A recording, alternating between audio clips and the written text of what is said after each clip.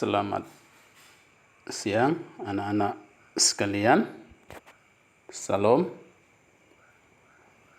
sejahtera atas kita sekalian. Siang hari ini kita belajar pendidikan agama Kristen dan budi pekerti dengan materi selalu bersyukur dalam segala situasi. Sebelumnya kita berdoa terlebih dahulu. Allah Bapa di surga, terima kasih untuk anugerah-Mu dan pertolongan-Mu. Saat ini kami kembali bertemu untuk boleh belajar bersama di dalam pelajaran pendidikan agama Kristen dan budi pekerti dengan materi selalu bersyukur dalam segala situasi. Kiranya Tuhan menolong kami sehingga kami semua pada materi ini boleh dijadikan menjadi anak-anak Tuhan yang dapat selalu bersyukur di dalam segala situasi. Terima kasih, di dalam nama Yesus Kristus Tuhan kami berdoa. Amin. Nah, anak-anak sekalian, terima kasih. Kita ucapkan kepada Tuhan, kita boleh dalam keadaan sehat semua. Kita mulai di dalam pertemuan kita pada saat ini dengan materi pada hari ini adalah selalu bersyukur dalam segala situasi. Di dalam pokok materi ini ada nanti materi yang akan kita bahas, yaitu yang pertama belajar bersyukur, menggali makna bersyukur bagi diri sendiri, memilih untuk bersyukur, mengatasi hambatan untuk bersyukur, mengekspresikan rasa bersyukur, dan bersyukur dalam situasi yang sulit. Belajar bersyukur. Manusia telah mendapatkan apa yang sebenarnya tidak mampu dikerjakan sendiri, yaitu keselamatan. Keselamatan yang telah dianugerahkan Tuhan itu bukan berdasarkan atas kebaikan manusia, tetapi karena kasih karunia Tuhan. Sebagai orang beriman, bersyukur hendaknya menjadi sebuah sikap dalam hidup pribadi yang senantiasa bersyukur kepada Tuhan dalam menghadapi hidup, baik itu suka duka. Bersyukur dalam suatu hal yang harus terus kita lakukan selaku anak-anaknya. Meskipun hal tersebut tidaklah mudah, kita akan selalu sulit bersyukur, terutama kita menghadapi hal-hal yang tidak kita harapkan. Nah, orang beriman sangat mungkin untuk selalu bersyukur sebab ada hal-hal yang bisa kita imani, yaitu diantaranya Tuhan akan memampukan kita untuk melakukan apa yang diperintahkannya. Tuhan tidak pernah memberikan perintah yang tidak dapat dilakukan oleh manusia itu sendiri. Dan yang ketiga yang tidak kalah penting, bahwa hidup bersyukur itu adalah merupakan sebuah pilihan, sebuah pilihan. Yang kedua yaitu menggali makna bersyukur, Nah, arti bersyukur dalam pandangan Alkitab, bersyukur diartikan mengucap terima kasih kepada Tuhan yang telah mencipta, memelihara, dan menyelamatkan kehidupan. Juga arti bersyukur dalam Alkitab adalah hidup yang berserah dan bersandar kepada Tuhan dan selalu mengimani bahwa Tuhan selalu hadir dan berkarya dalam kehidupannya. Dan satu lagi, arti bersyukur di dalam Alkitab adalah hidup yang selalu memuliakan Tuhan di dalam segala situasi. Tidak pernah merasa kecewa saat berada dalam kesulitan dan tidak lupa diri saat mengalami bahagia. Nah, itu adalah makna bersyukur yang dituliskan di dalam Alkitab, dan tentunya itu adalah menjadi pedoman kita bersama. Makna bersyukur untuk diri sendiri. Bersyukur merupakan refleksi iman, bukan hanya sekedar perasaan. Bersyukur itu meyakini bahwa anugerah Tuhan jauh lebih baik dari apapun. Nah, bersyukur bukan sekedar bersikap pasif, pasrah menerima apa adanya, tetapi bersyukur adalah tindakan yang aktif yang harus diupayakan sehingga perlu semangat untuk melakukannya. Nah, itu makna bersyukur bagi diri sendiri. Nah, hal-hal yang mendorong kita untuk bersyukur ada dalam hal ini beberapa yang bisa kita lihat di slide ini adalah yang pertama, kita bersyukur atas karunia Allah, yaitu pengorbanan Yesus Kristus di kayu salib. Nah, dia sudah berkorban dan untuk keselamatan kita. Jadi wajib kita bersyukur. Yang kedua, kita bersyukur karena apa yang telah Allah lakukan bagi kita, yaitu kita memiliki orang tua. Kalian masih memiliki orang tua, masih bisa sekolah, diberi kesehatan, teman-teman dapat bermain dengan ceria, hidup tidak di dalam berkekurangan. Itu. Yang ketiga, bersyukur karena bagi Tuhan tidak ada yang sia-sia bagi kebaikan kita. Itu yang harus kalian pahami. Keempat, yaitu bersyukur kita dapat menyikapi hidup dengan sukacita, bukan dengan paksaan dan duka, ya. Jadi dengan sukacita dan bukan dengan paksaan dan duka. Nah, hal-hal yang mendorong kita untuk bersyukur yang berikutnya adalah Allah menjadi gembala bagi manusia. Allah menjadi gembala bagi manusia. Ya, kalian harus mengetahui itu, bahwa sesungguhnya ini kita selalu dibimbing oleh Allah dalam hidup ini. Harus kalian sadari.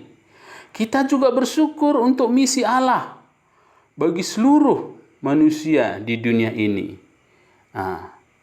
Ini yang mendorong kita untuk selalu boleh bersyukur. Nah, berikutnya adalah bersyukur atau menggerutu. Dalam kesulitan hidup, banyak yang mendekatkan diri kepada Tuhan, namun banyak pula yang menyimpang dari jalan Tuhan untuk mencari jalan pintas sehingga terhindar dari penderitaan hidup. Nah, memilih untuk bersyukur dalam pilihan yang tepat dalam menghadapi penderitaan hidup, hidup bersyukur adalah pilihan. Seperti Bapak yang sampaikan tadi, jadi tidak tergantung pada situasi atau kondisi di luar diri kita. Bahkan dalam keadaan susah dan berat, sebetulnya kita bisa memilih untuk bersyukur. Kita dapat melihat teladan Nabi Yeremia, Nabi Habakuk sebagai contoh orang yang bisa bersyukur dalam kondisi yang sulit dan susah. Nah, bisa kita baca bersama di slide itu bagaimana Nabi Yeremia,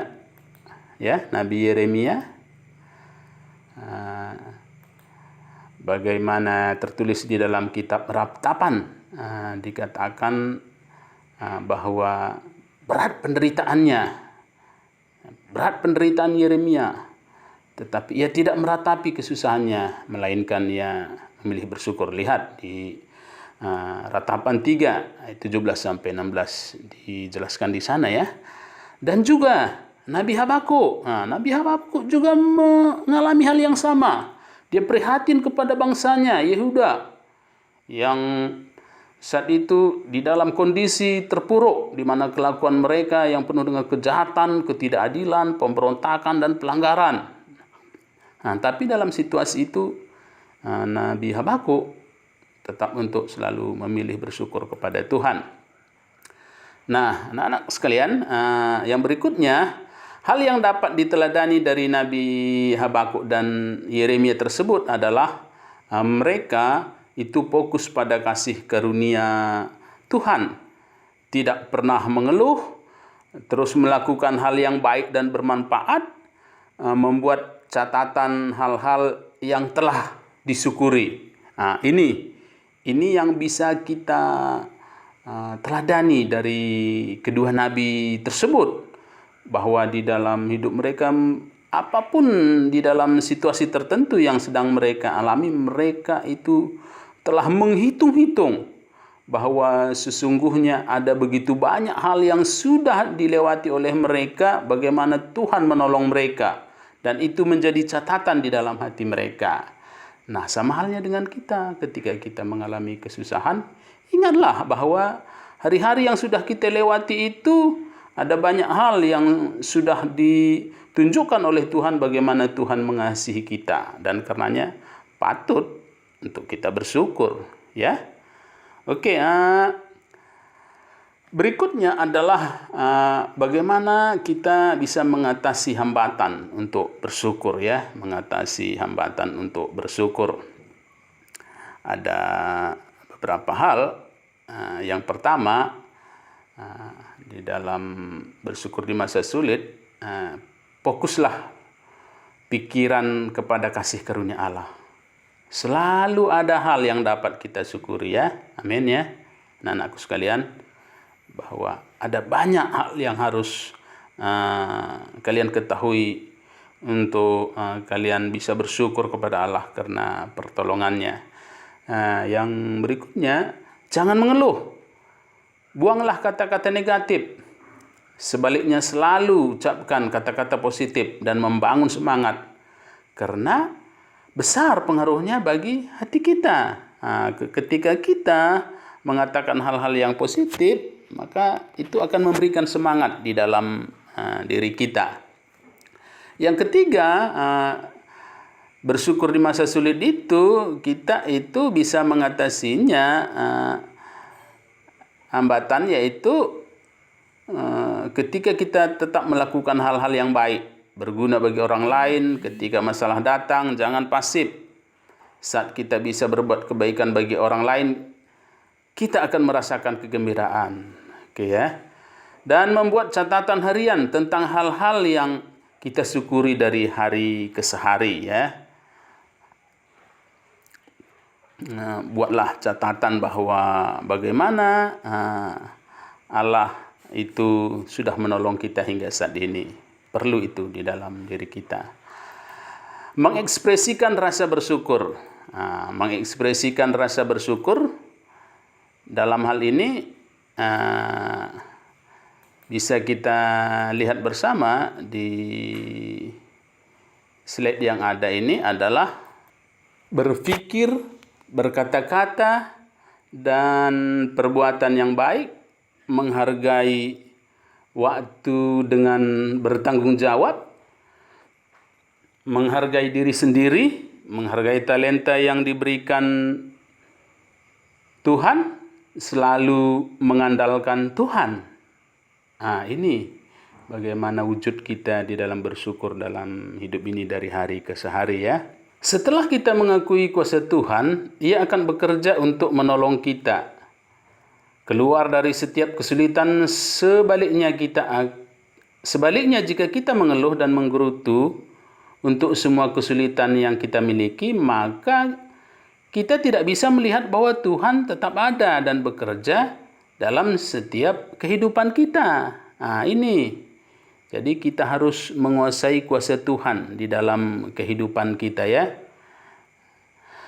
Nah, bagi orang Kristen, kesulitan bukan menjadi alasan untuk tidak dapat bersyukur. Justru kesulitan dan penderitaan membawa kita untuk semakin bertanggung jawab kepada Tuhan. Di balik kesulitan dan penderitaan, pasti Tuhan memiliki rancangan baik bagi kita. Oleh karena itu, kita harus tetap tekun dan sabar dalam menghadapi kesulitan. Hidup serta setia di jalan Tuhan.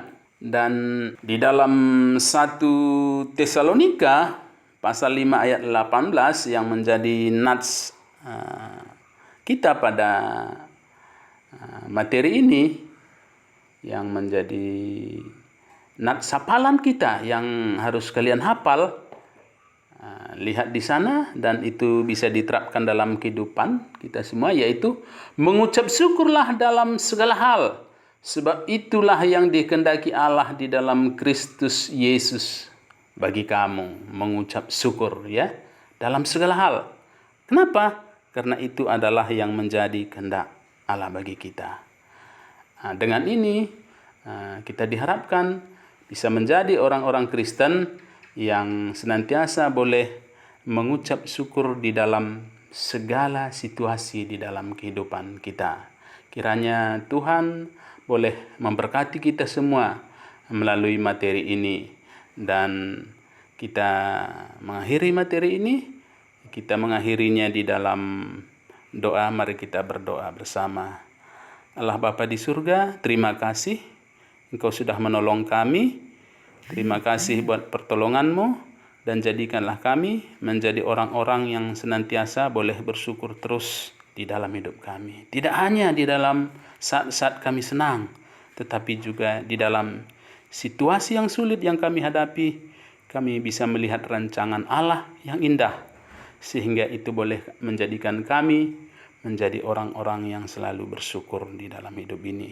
Di dalam nama Yesus Kristus Tuhan, kami sudah berdoa dan bersyukur. Amin.